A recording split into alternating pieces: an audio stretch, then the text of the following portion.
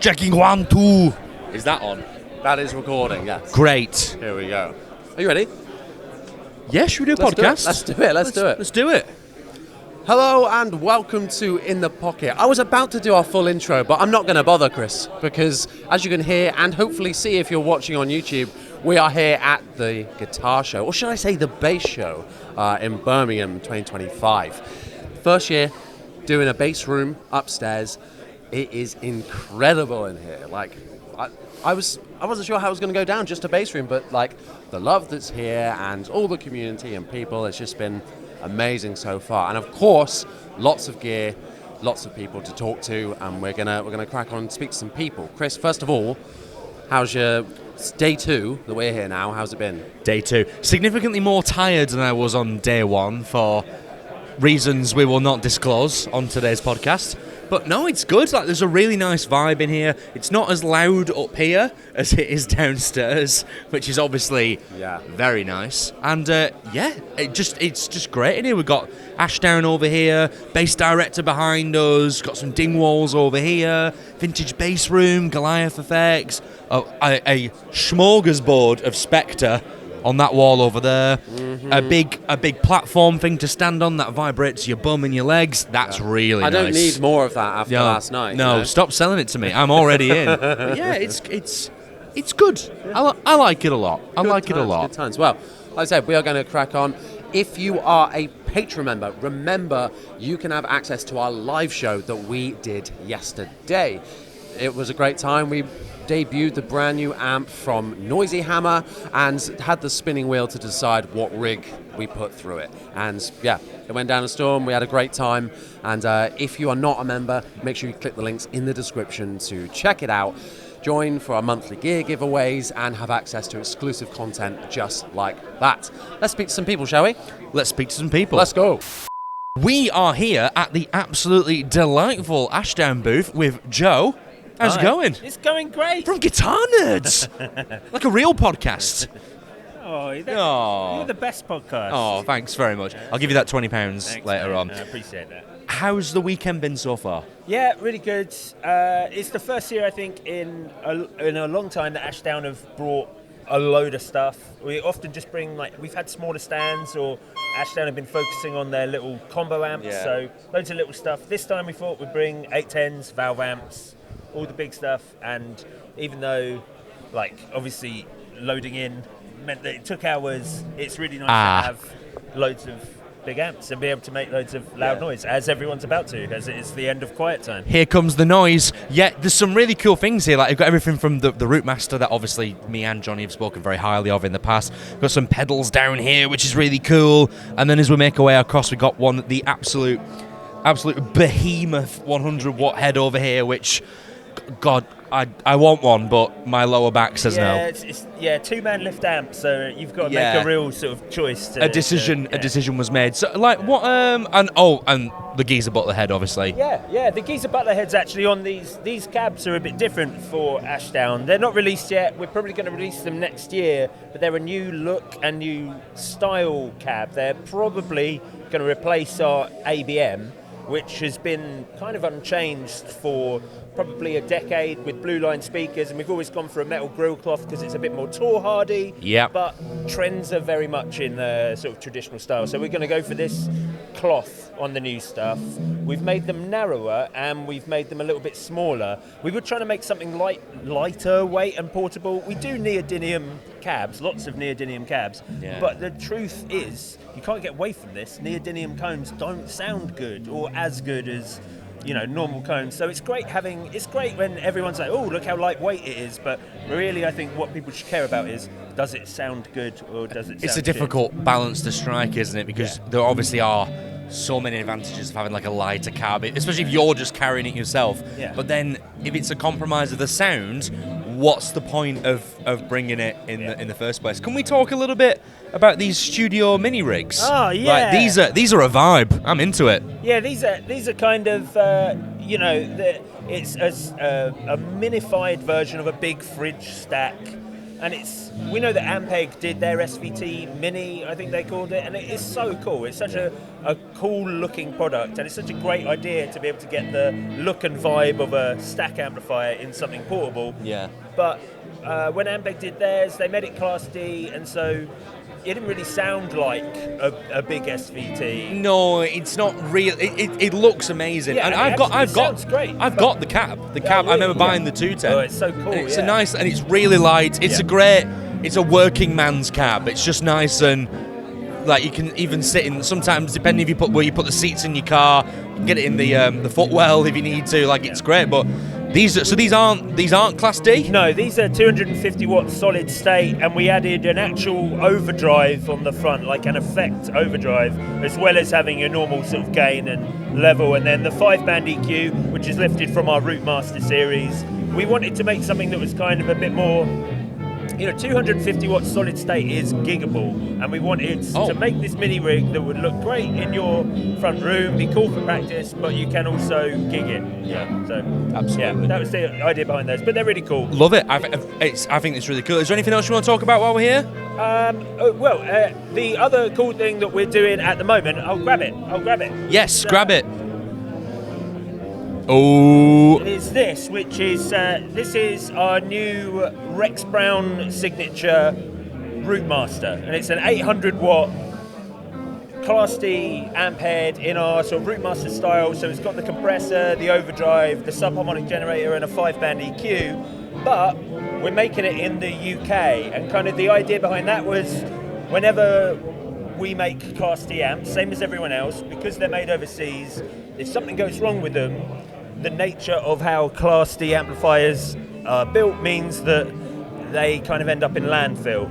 They're not repairable, basically. So by moving these to the UK, it meant that we could actually make sure that we could build them in a way that we can repair them when anything goes wrong, and that's very important to Ashdown, to be able to fix things. We really want stuff to have a 25-year minimum shelf life. It's so much more sustainable as well, and I think it means like we do live in a bit more of a disposable culture now, which is obviously not great for many reasons. Like, you have your iPhone for 1 to 3 years, it just breaks, you throw it away, you move on. Whereas having something like this that's more repairable, it stays with you for longer. Like gets you closer to the brand. Like you grow with it as a piece of equipment. Like great. I think that's kind of been a thing for Ashdown over the years, and you'll notice you see like a lot of Ashdown Blue Line combos in pubs still. There's an amp that Ashdown were making 20 years ago, and they're still going, they're still fine, they're still repairable, and will still fix anything at the Essex custom shop if it goes wrong. If people need a part repaired, we're very good at being able to repair things with the ABM line. But when it comes to Class D stuff, that became a problem for us. And so this hopefully is the solution to that, means that the Rootmasters can last as long as ABMs do and just be something that people can trust. Yeah, I think it's a great idea. Definitely stay with that. Joe, thank you very much. Last question from me. Is the fridge here this weekend? Oh, I don't know why we didn't bring it. Why don't you bring the think fridge? It's because you've got to turn it off like 2 days before you move it. Oh, yeah, that's always the problem. Joe, thank you very much. Have a lovely rest of your weekend. Thanks, Chris. I love your beard. Thank you very much. Now kiss.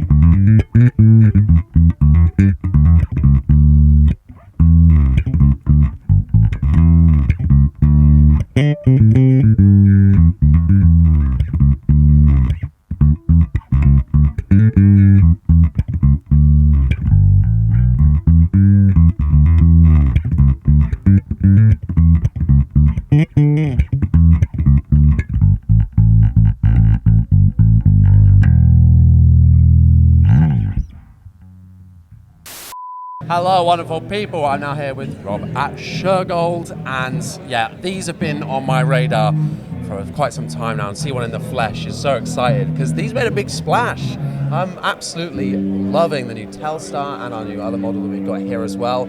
Rob, thank you for chatting with us. Oh, thanks for coming to see us. Tell us more. Yeah, so what you have here is the Shergold Telstar bass. A bit of short history of the brand, really. Shergold is a British brand that kind of dates back to the late 60s and the 70s. Back in the day, kind of played by British bands such as Joy Division and Genesis, and they always had a history of doing kind of slightly kind of unusual things and interesting and innovative things. So you'd have sort of double neck guitar and bass models and 6-string basses and things like that. So that's kind of the history of the brand, both electric guitars and basses. So we launched the Telstar bass in December last year, so relatively recently, off the back of the Telstar guitar series. And what you have here is a short scale, 30-inch short scale bass with two kind of Filtertron style pickups. You have in terms of material, you have a poplar body with a lovely roasted maple neck and laurel board. All the guitars and basses are designed by Patrick Eggle in the UK. And again, yeah, so just kind of this nice, interesting kind of centre block design, and it's got a nice kind of punchy short scale sound. Yeah, it's perfect for these style of pickups, I think, and you know, resisting the temptation to go for like a real vintage style bridge as well. It's just like, it's built for the modern day, but it's a vintage style. Oh, absolutely, you know? yeah. And is it master? Is it volume tone? It is, yeah. Here? So two independent volumes with a master tone, yeah. So nice few different kind of tone options and versatility in there. So I love, because these are retailing for about $385, isn't it? They retail at $449. And then, so around that price. What this is our standard series of basses. Yes. Yeah. And I respect it coming in, bringing Shergold back in this way for bass players and not have it be £1,000 plus. Absolutely, You know, yeah, it's a fantastic offering that you guys are doing. Yeah. Let's spin this round if we can, and sure. tell us more about the other end of the spectrum, where we've got, you know, something totally different going on, but still keeping it classy. Tell us more about.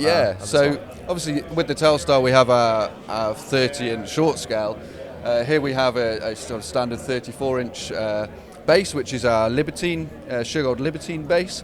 So again, materials-wise, we have again a poplar body, so it's not super heavy. Yeah. We have a nice maple neck and laurel board again, and you know, really here we have two humbucker pickup configurations at the moment with this kind of top-loading high-mast bridge, which gives a lot of punch. That is the best. I love a top-loading bridge. It revolutionised my life. Really? Okay. It saves so much time just being able to put ball ends in there. Yeah. As opposed to drag it through the classic Fender style vintage bridge. So these are really cool. These are passive as well? Yes, correct. Yeah. So a couple of different finishes on here. So here we have the black with the tortoiseshell. We have a gold, sort of metallic gold as well. And again with the Telstar, we have this finish here, black with tortoiseshell and a champagne gold. It's so classy but eye-catching as well. Champagne gold is one of my favourites. So Yes, I love gold. You know, that's just me. Shergold. Exactly. Well, exactly. You had to do it. Yeah. Rob, thank you so much for taking us through these you're bad welcome. boys. We're going to have a listen to one of them now. Yeah. Let's check it out. Cheers.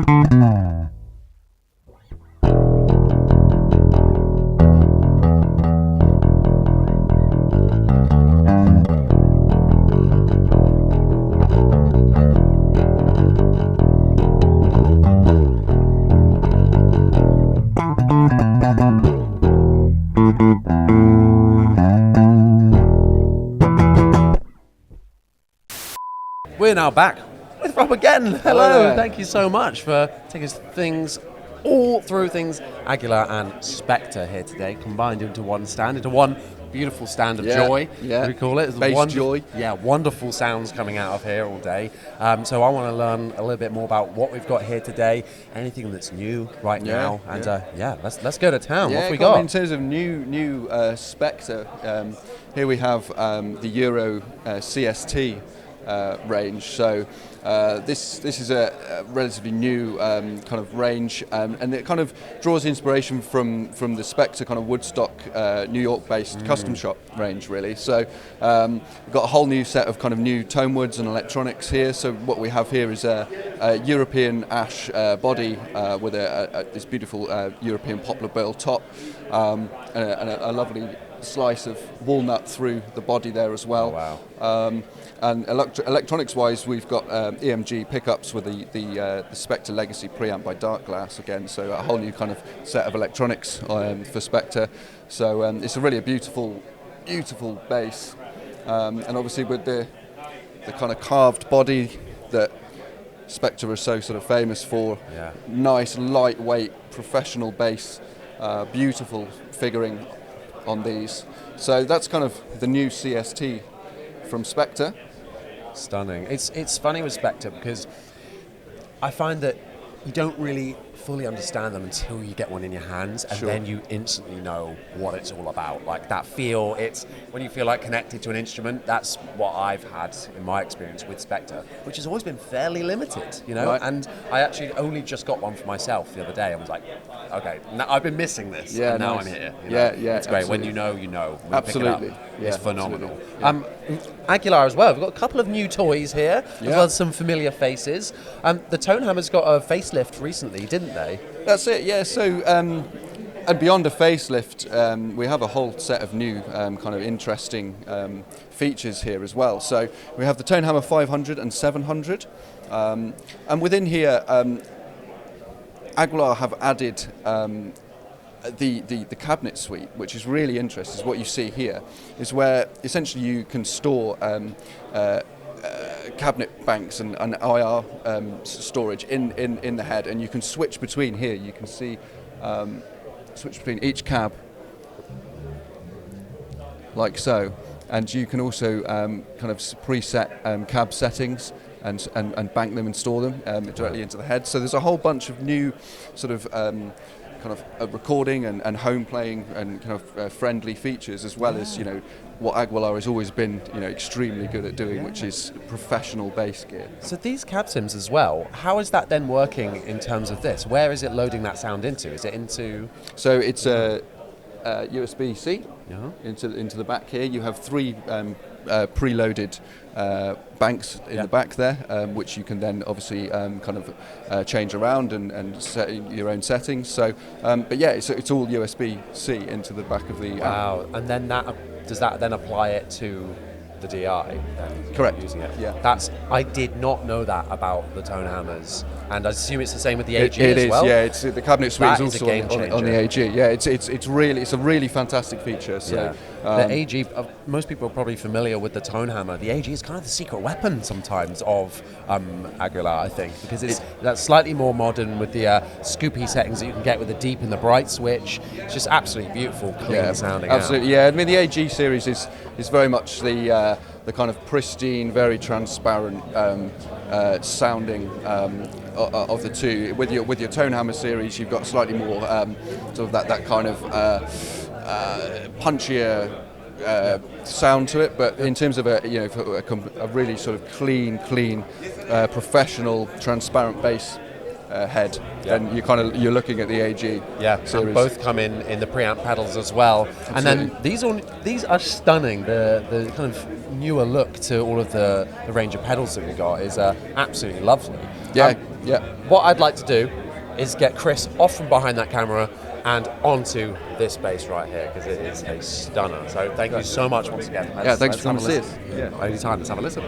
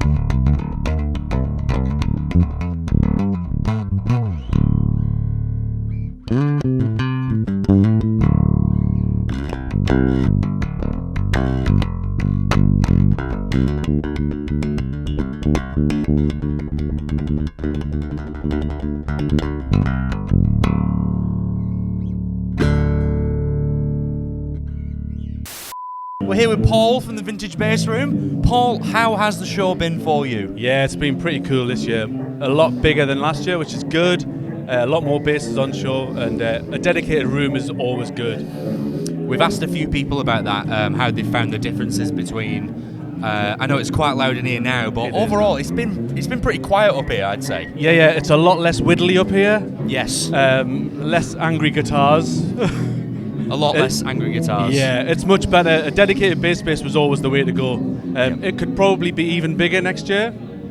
I'm fine with that. Yeah, I'm fine with that. I think so. How have you found having you've got a much bigger space this year than you did last year? Yeah. How have you found that?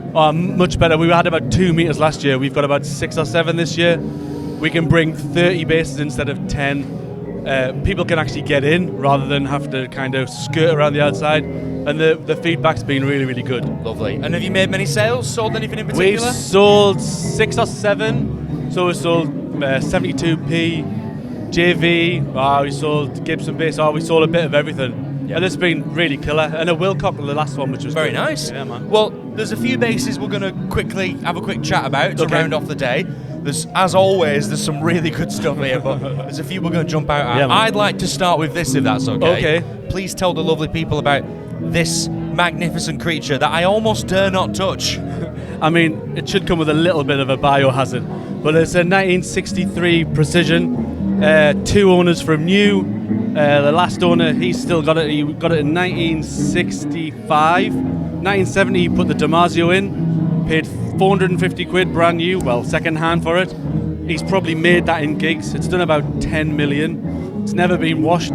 Big Jameson strings, and it sounds like thunder. It's unreal.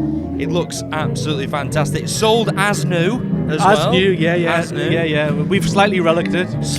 Slightly. You dragged it up the M6 as you drove here today. Yeah, behind the van all the way. And how much, dare I ask, how much is this retailing for? It's going to be pretty much 10 grand, which, if he didn't do the pickup, would probably be 20.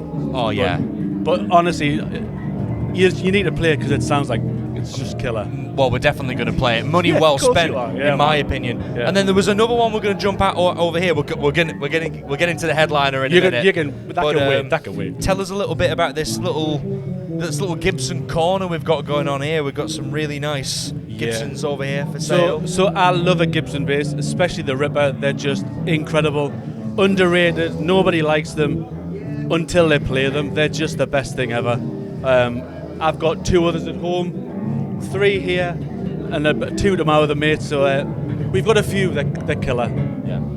You'll have to, as always, let me or Johnny know when a G3 makes its way into the shop. And I'll just put you on the list. And just remember how good we've been to you. Yeah, for sure. I'll sort you out. No do you bother. do student discount? I'll go back always, to uni. Yeah. Now, there's one more bass that has recently come to mine and Johnny's attention that I think needs to be discussed. Now, Yeah. obviously, there's a lot of basses here that are for sale, Yes. but there's a bass on this rack that is not For sale. Yeah. I'm going to get this out and have a little cry, Okay. and you just tell the amazing people what this is.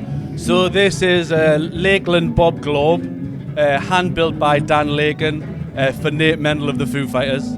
So this is his bass on the Pretender video, live at Wembley, many tours, obviously loads of albums, and this was the bass that 606 were not supposed to sell.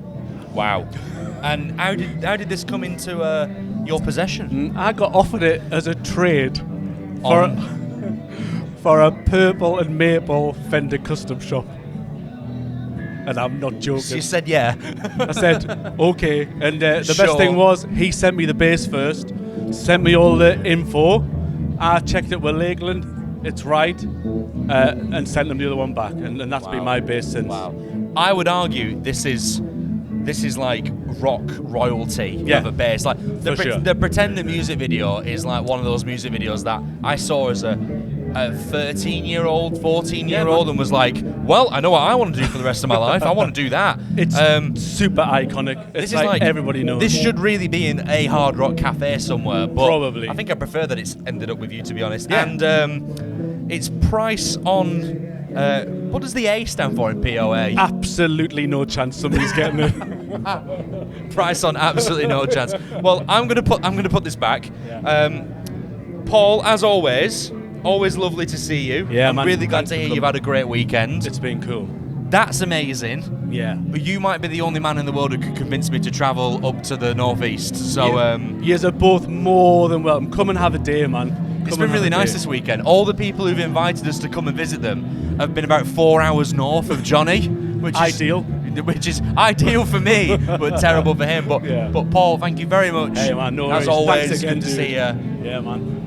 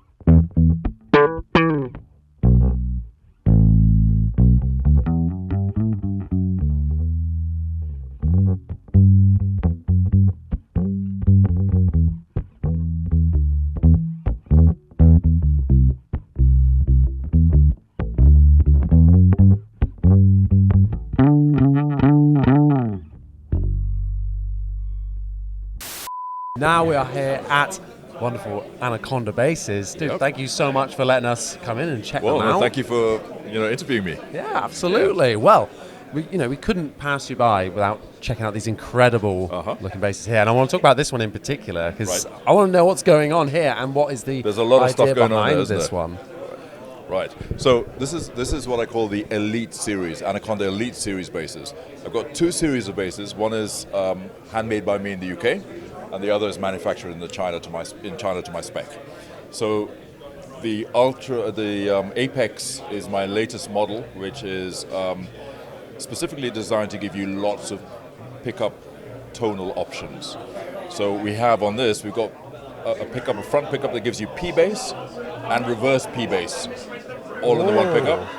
Plus on the bridge pickup, you've got the facility to have 70s jazz bass, 60s-ish jazz bass, and a combination of the two. So you take one bass to the gig and you get all the sounds from the one bass. It is an older body bass, with that is an olive ash, ripple olive ash top, incredible Babbage monorail bridge, my own preamp, which is an Anaconda AC3 TZ preamp, and a rosewood fingerboard and an incredible bird's eye roasted maple neck on that. That is the one. Absolutely beautiful. And whereabouts in the UK? I'm based in Bounds Green in North London. And, this is my 12th year of business. Yeah. Congrats. Sorry? I say congratulations. Thank you. Thank you. Everything. Yeah, I've never seen them in the flesh, I don't think, You haven't? before. Okay. No. So I'm Well, excited it's about to come time, on right? over. Yeah, absolutely. And we're going to have a listen to one of these in just a minute. That's right. Should we head over to this side of the room where we've got some equally tasty-looking bits of gear here? Talk us through this range. On this side of the room, these are what I call the Essence series bases, and the Essence series bases give people an essence of the Elite series, right? So it's a reflection of the Elite series, which is the top of the range stuff. Yeah. In terms of how they play and how the electronics, the pickups and the preamps, I use the same electronics in the Elite as I do in the Essence series. But obviously these are manufactured overseas, which means that we can bring the cost down significantly. So these are in the 12 to 1500 range, whereas the Elite series are in the £3,500 to £4,000 range. Wow. Beautiful. Yeah. I absolutely love this finish and the matching headstocks as well. So this is a new finish. I call this the Carmine Red finish, over a lovely quilted maple top. It's a swamp ash body. Again, Anaconda AC3 TN pickups, Anaconda AC3 TZ preamp, roasted maple fingerboard, and again, a roasted maple neck on that. 6-bolt attachment to the neck. Stunning. So obviously all electronics your own as well. That's I find right. with a lot of builders that are making stuff, they'll often use aftermarket stuff and things like Yes. that. Yeah. How did you get started making the electronics, and what was your kind of goal that you wanted to achieve with this? So the pickups are years of just testing different things and trying to find the sound that I like to hear from a bass. So I design the pickups and then I have them manufactured offshore as well. And likewise the preamp. But the preamp is actually designed by me, but built by a guy in the UK who actually makes pedals. SFX pedals. I'm giving a little plug for his company as well. So Nice. so I like to have a lot of control over how the basses sound. If I just use aftermarket products, then it can be whatever that pickup sounds like. Yeah. I know exactly what I want from the bass, so that's why I've decided to focus on having my own electronics in my basses. And what is it that you want out of a bass in terms of tone? Yeah, I want it to be when it's flat, when the preamp is flat. I want it to sound punchy, aggressive, dynamic. A lot of these basses sell to customers in the States. The gospel customers, they love that very kind of punchy slap tone. Yeah. So I kind of build the basses to sound like that when they're flat. And then obviously you can use the preamp to tweak your tones to get whatever it is you want out of that. Yeah. But they're very kind of punchy, dynamic. And the tone up and down the fingerboard is very even. The dynamics are very even across all the notes. Fantastic. Well, speaking of, Yeah. should we have a listen to one Let's right hear now? one. Let's do Absolutely. it. Thank you so much.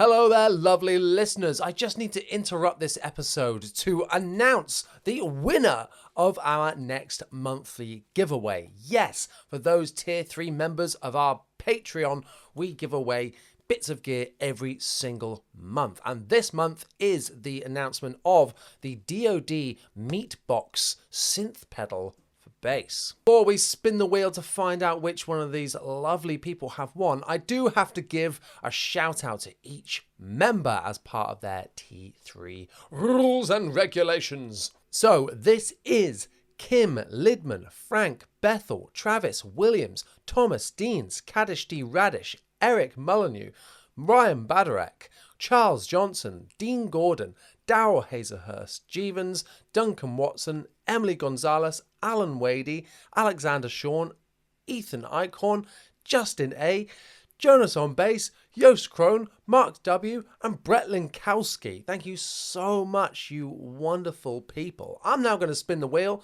and find out who is going home with this lovely bit of gear.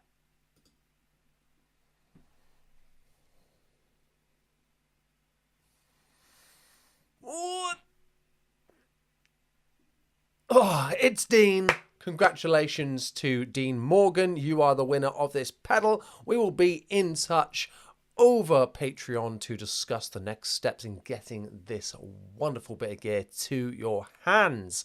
Thank you so much, everyone who has entered for this month. Don't forget, if you head to patreon.com/inthepocketpodcast or click the link somewhere in the description, you can find out how you can become a member too, and you'll receive benefits just like that, as well as getting your name shouted out and as well as bonus content. The bonus content for this episode, for instance, is going to be the live show. So if you like what you're seeing with this podcast and want to find out how you can support us directly, that is probably the best way to do so, as well as clicking like and subscribe, of course. Now shut up, Johnny. Let's get back to the main episode.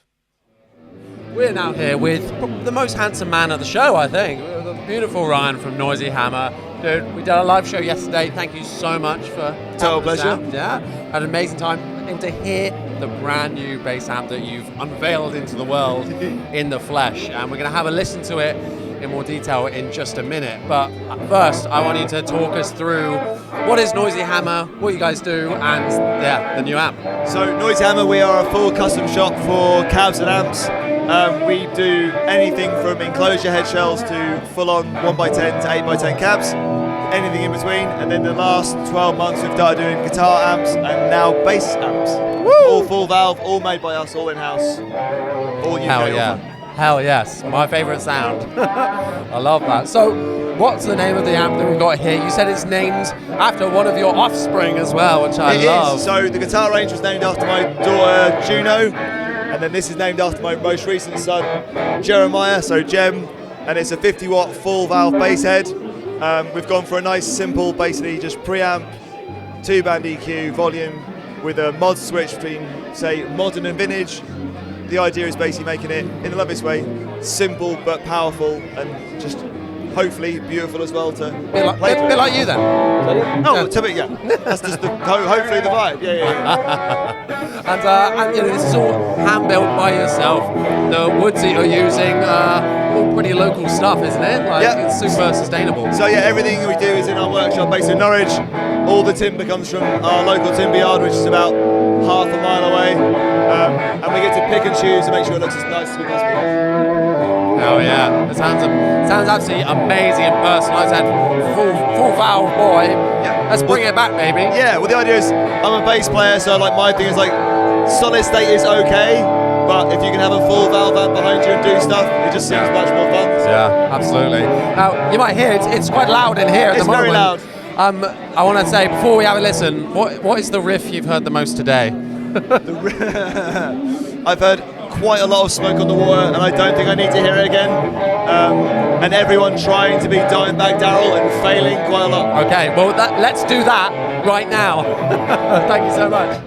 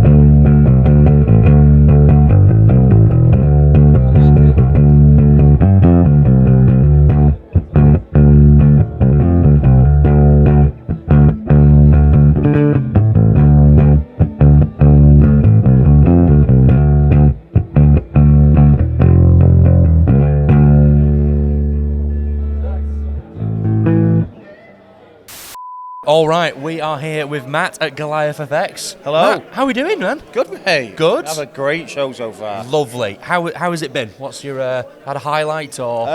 Yeah, we've done really well actually. To be fair, like yesterday was a lot busier than today. Sunday, last day, tends not to be.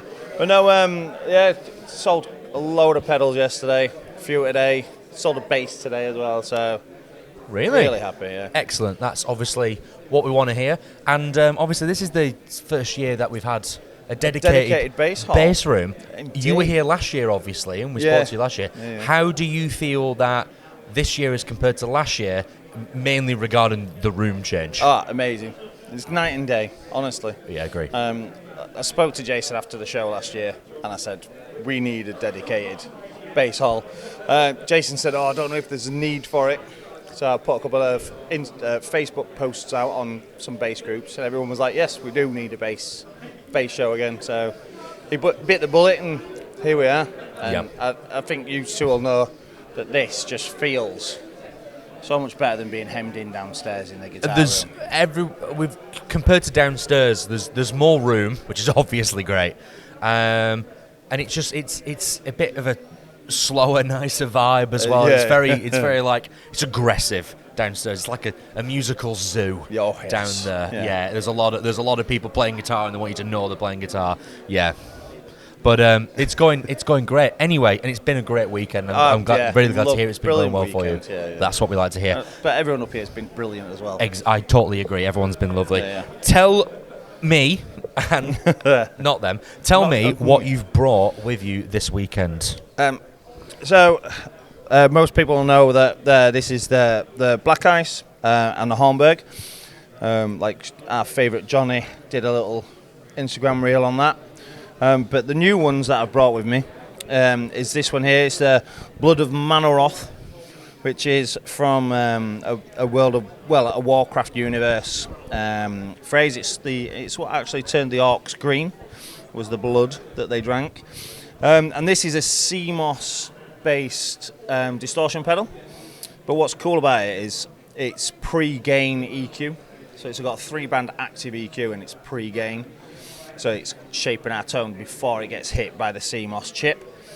And then we've got a 750 Hz and 1K switch as well for an extra mid boost, which becomes way more apparent at the sort of extreme ends of the mid control. It's a cut as well, or just boost? Just pure. No, yeah, they're all cut and got boost. you. Cool. Yes, yeah. Midpoint is flat frequency. Sorry, yeah. Understood. Yeah. So that's that one. and then this is the Grima Wormtongue, which is a Lord of the Rings reference for anyone out there. And it's essentially heavily modified turbo rat with the Rouettes mod and also a active clean blend. So that low end clean, when it comes through, is really nice and strong. So you've got a good strong clean tone. Then it's got a mod on the filter, so you get more of a mid-range aggression all the way through the tone pot.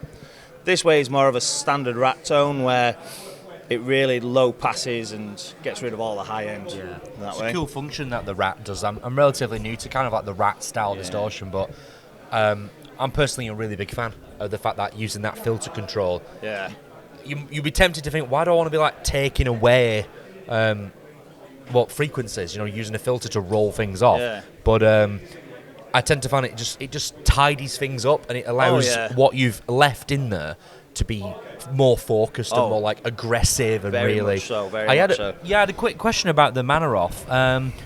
What led you to sort of have this mid control where you've got the options of 750 and 1K? Those are obviously those are pretty close together on the frequency spectrum, and I think it's a good idea. Yeah, indeed. But what led you to have two options that are so close together? It's just the subtle nuances of like that mid-range tone. Yeah. It's really noticeable when the mid is really cranked high, and you like when you hit that 1K, it's really clanky and pulls through quite harsh. Yep. Well, not harsh, but you know it's there. Do you know what I mean? Bitey. But having that 750 option also then lets you boost that mids, but you've not quite got that real mid clank there as well. Yeah. So it's just so that you've got a nice mid. Yeah.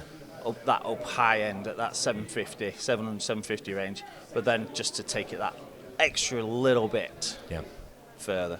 Which is what happens with the clean boost that's in there as well. I think it's a good idea because a lot of pedals or amps that have a mid-range control, they'll kind of give you a 500 and then a 1500.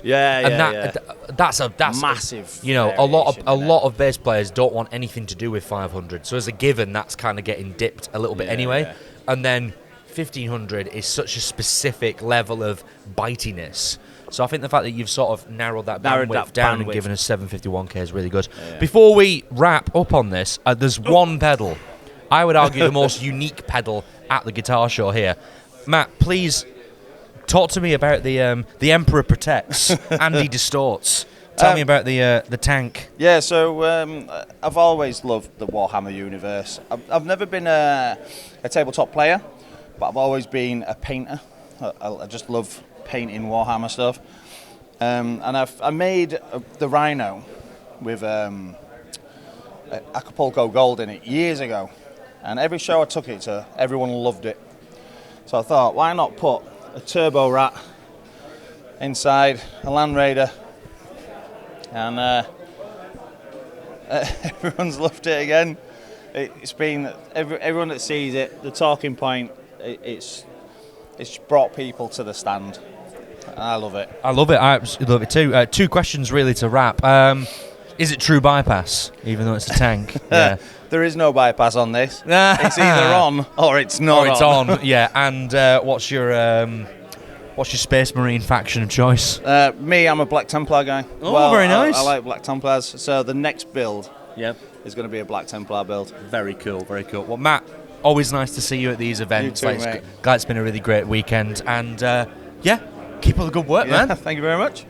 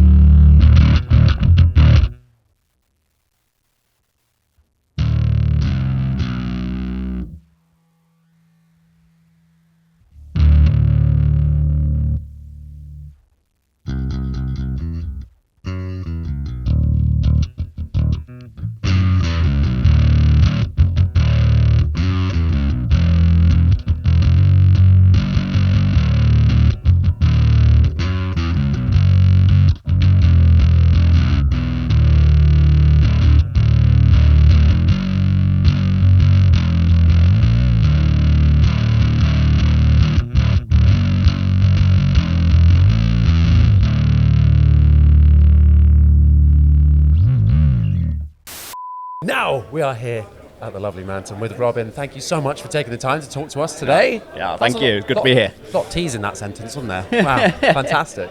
I want to hear a rundown of Manton, what we've got here today, kind of what you guys are about. 'Cause Okay. these are custom builds, aren't Yes, they? that's it, yeah. So majority of my work is built to commission, but these are some of the stock offerings which I bring to these shows to demonstrate the type of things I like to do, really. So we've got this one here, is a medium scale P-bass, and this features all native UK woods on this one. So on the back we've got spalted alder. Oh, and my then goodness. we've got a fretboard. there's a 3-piece oak neck on there. Wow. That is And then absolute on the front stunner. it's oak top. And then this is a fairly unique wood on the fretboard called hornbeam. And that's a UK ironwood, so it's like got the density of like ebony, except it's grown over here in the UK.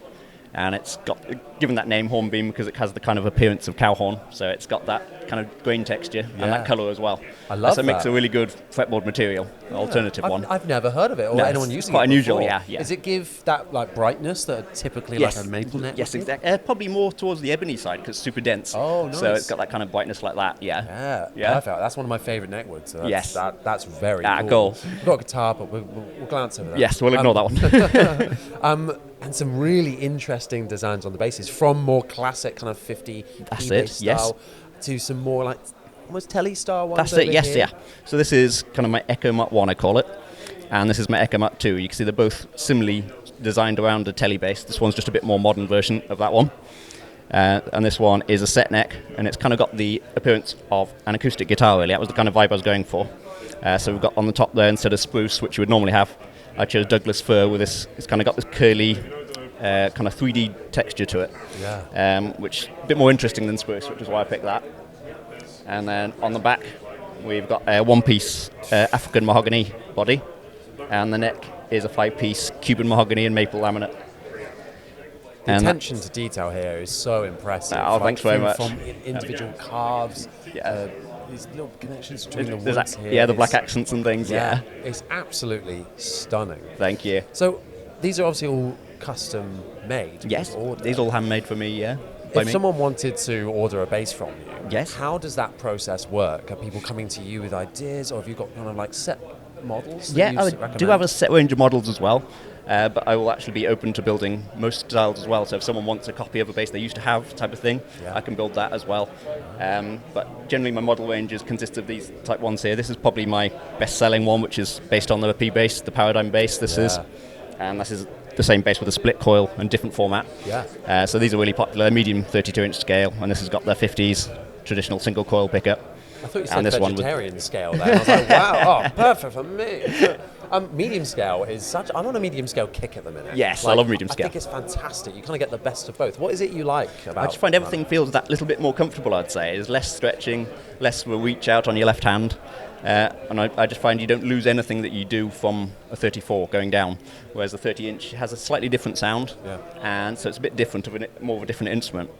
And also it gets a little bit cramped up here compared to on the 32, where you sometimes wouldn't even know it's different. It just feels a little bit more comfortable.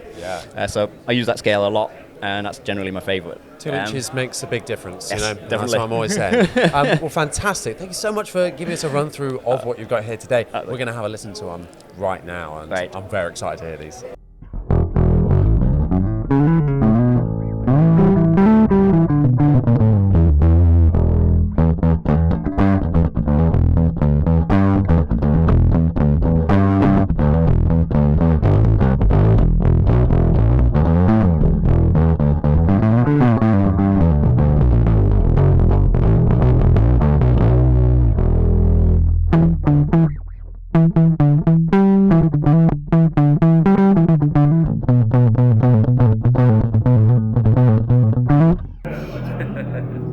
It just brings that kind of playing out. Yeah. For some reason.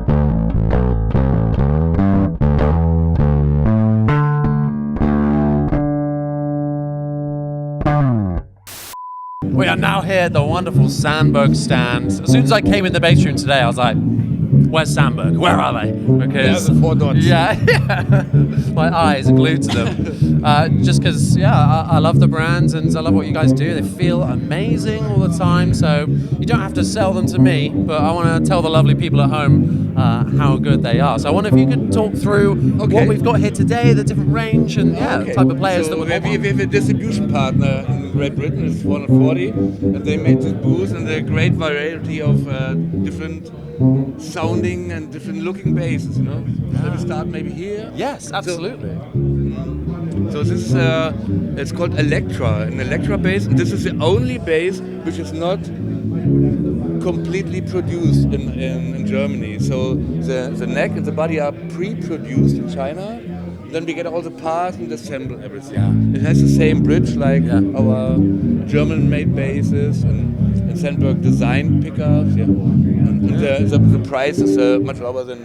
Definitely. And all other instruments are produced from our busy bees in Braunschweig. Braunschweig is located in the north part of Germany. Because I was surprised at how small of a team Sandberg actually is. It's such a big company. See them everywhere. You think it would be loads, but it's not. We're not a big company. No. We have I feel always more like a workshop, not a factory. We have 25 people all in all. Yeah. It's quite a lot.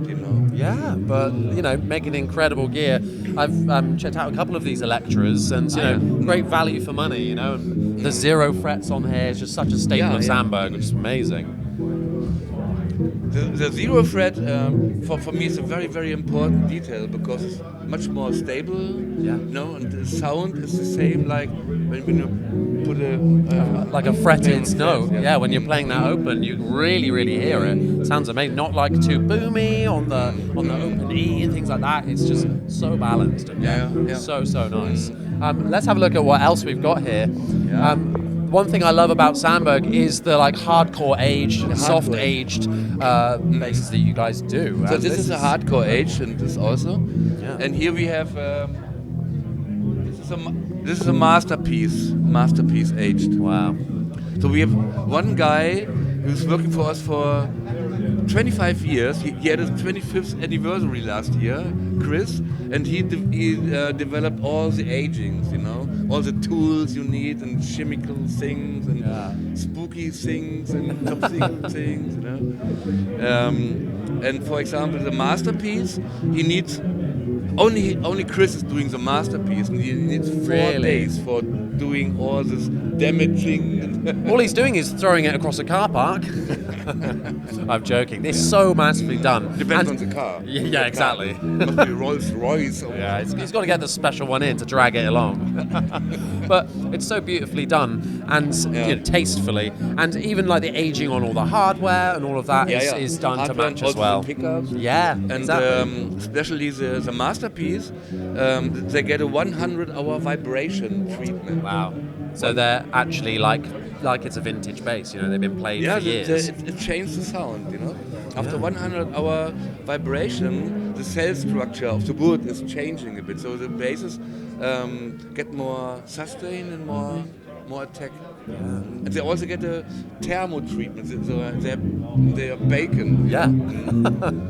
Beautifully and this is a very difficult and long process with the thermo treatment. So the wood parts, before we glue them together, they come into a vacuum box. We put out the air, and then they come in a really. Can you take it?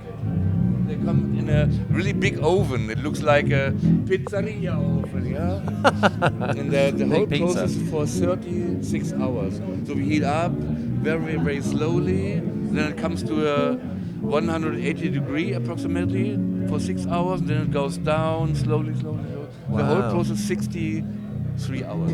Wow. 36 hours. I did not know that. That's so cool. Well, it's also changing the sound. So a masterpiece definitely sounds like an old instrument. Yeah, for sure. And is it still the active preamp on board with those this as well? is a passive. Totally passive. I was going to say, yeah. A single coil. We have lots of different pickup styles. Yeah. This is a single coil. Yeah. But we also have humbucking pickups. We have our own pickups or pickups from Delano or Heusel or Kloppmann. Yeah, and I love this. Is it the Lionel, the short scale one that we've got over here? It Absolutely. was the idea from our partner in America, Mark Nayar. He said, "Oh, let's make a short scale, you know." So It's this passive. The pickup, we call it Black Label pickup. And it's sound-wise, it's a combine of a traditional sound and a bit fat modern sound. It's a good mix. I love it. I can't wait to very plug some of these in. bass, you know? Yes. That's a bit of me. That's a bit of me. Well, we're going to have a sit down and have a listen to one of these right now. And I can't wait to plug this one in for myself. It might be coming home. Because you are a bass player, you can demonstrate. Absolutely. Okay. Thank you so much for talking to us.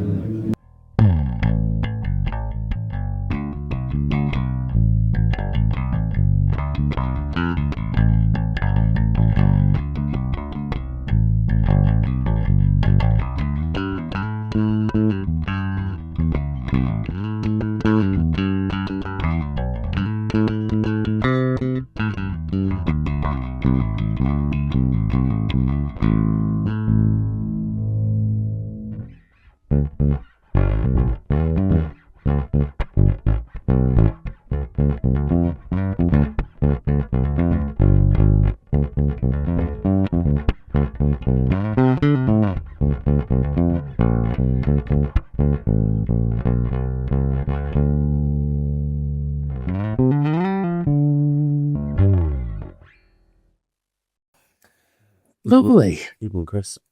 Good evening. It is obviously night time right now when we're filming this. How are you feeling? I'm feeling pretty good. It's been a long weekend, but it's very nice to finally be in bed, all tucked up, nice and cosy, with you in this double bed that we requested specifically. Yes, it's been a wonderful time. I want to say thank you to everyone that we went round and spoke to, because everyone was so lovely. Mm-hmm. Yeah, the whole vibe of that bass room was just fantastic. Just dead nice. Yeah. And quiet. Like, mostly. It got loud, don't get me wrong, but compared to previous years when we mixed in with the guitars and it's like Van Halen's next door and Future Mine's been played over there, you know, like, and you can't hear a thing and you're shouting, the bass just gets lost, you know. So having it upstairs, tucked away is excellent. It was very nice. I really liked that room a lot. Very good, wholesome vibes. Yeah. Do you have a favourite bass of the weekend? All right. I found it hard to think of one because I played so many lovely things.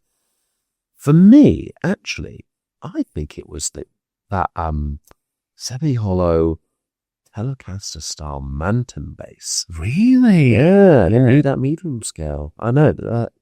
Like. That was a short scale, that one, actually. Like, that played really nicely. And I had the fretboard on it. And that was the one that I picked up and, like, music happened the most naturally. You know, and I was like, I could jam on this for a long time, you know? Yeah. And so I really enjoyed that, mate. What about you? Quite an inspiring piece, I think. Like, I had the same thing. I picked it up and immediately was like, I want to play. Yeah.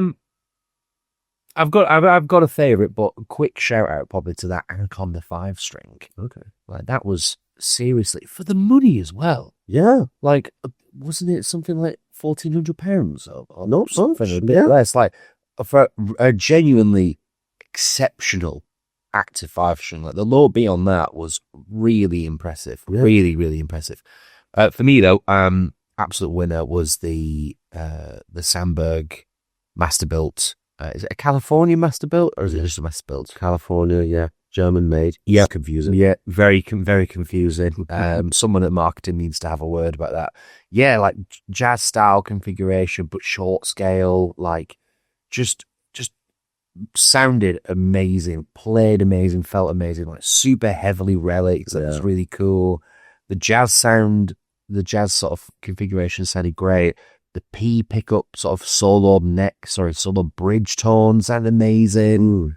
super like inspiring, like we just talked about with the Manton bass. Like when you picked it up, you immediately just started playing, which I think is like the best compliment I think you can get from a musical instrument. Yeah, that's what I want when I pick up a guitar. Some people say, "Why have you got 3 P basses?" I'm like, well, because like they all kind of give me something different in a way. Yeah. So yeah, that's what I was going for. Totally agree. How did you think the show went? I think the show went really well, and thank you to everyone that came and joined us. If people at home want to watch it, if they weren't able to get to the show, they can do that, can't they? Oh, really? How can you do that? They can go to patreon.com/inthepocket, where you'll be able to see and go on that show and have a listen. Lovely. It's about 45 minutes, and we had an excellent time with Ryan on stage, who you would have seen interviewing in the video. And yeah, we put that amp through its paces with some different unexpected gear, with roller coaster ups and downs along the way. Turns the entire way. Yeah. Massive plot twists. Yeah. Yeah. And a bit of Mr. Brightside to finish. Yeah. As you do. Subtle drive. It's a very subtle drive. Very subtle. Well, should we go to bed? Let's go to bed. Let's go to bed. On that. Yes. Right. Everyone, thank you so much for watching. See you next time. Good night.